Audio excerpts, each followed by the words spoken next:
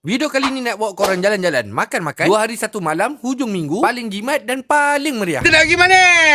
Genting Highland. Ya, kita ke Genting Highland. Kita orang pun dah booking siap-siap hotel dekat Swiss Garden Hotel. Yang ni dah booking awal seminggu. Settle je letak barang, kita orang terus naik ke atas, cuci mata dekat Genting Premium Outlet. Mana tahu ada diskaun yang best-best, bolehlah shopping sekali. Dari GPO, kita terus naik kabel car, naik ke atas. Nak beli tiket, senang je, tak payah beratur. Kita gunakan red bus. Bukan setakat tiket bus, tiket ferry, macam-macam jenis tiket lagi kita boleh dapat dekat red bus ni tau. Paling penting, tiket harga dekat dalam app sangat murah. Bila sampai je kat atas, kita cari makan. Tak lapar, tak kenyang, tapi kita try makan dekat Jom Makan ni. Kafe dia besar dan halal. Rasa pun terbaik. Untuk beli tiket untuk masuk Taman Tema ni, kita recommend juga pakai red bus app. Korang tahu tak, full pass kat sini untuk full day berbeza sangat tau. Untuk pemegang IC Malaysia baru RM70 untuk pass 1 hari. Kalau walk in, harga dia RM90 tau. Dapat jimat banyak bila kita pakai red bus. Untuk pembelian tiket, Taman Tema ataupun apa-apa tiket, pastikan buat belian tu awal sehari minimum. Kalau tak dapatlah harga special macam ni kan. Nak bercuti, nak berhibur, pastikan gunakan red bus ni untuk masa akan datang. Jangan lupa masukkan juga promo code ni bagi yang baru guna red bus. Tapi kalau sampai kat Skytropolis dan bila dah ada full pass macam ni, memang seronok main 1 hari dengan anak-anak. Malam tu kita orang decide makan dekat sebelah je hotel kita orang ni, ada Zul Corner. Ini memang pot mak motor, mak bikers. Menu simple, memang lokal, tapi dengar-dengar kat sini famous dia punya sate. Breakfast pagi tu kita makan je dekat hotel. Sebab apa tau, kita punya hotel memang provide sekali dengan breakfast. Lepas check out on the way balik Melaka, kita orang singgah dekat Nasi Arab Chef Abdullah. Ini dekat MCH Bistro dekat area Sungai Besi. Memang puas makan kat sini. Kalau suka makan-makan dan juga travel, download Redbus dan juga follow Pot Makan Malaya.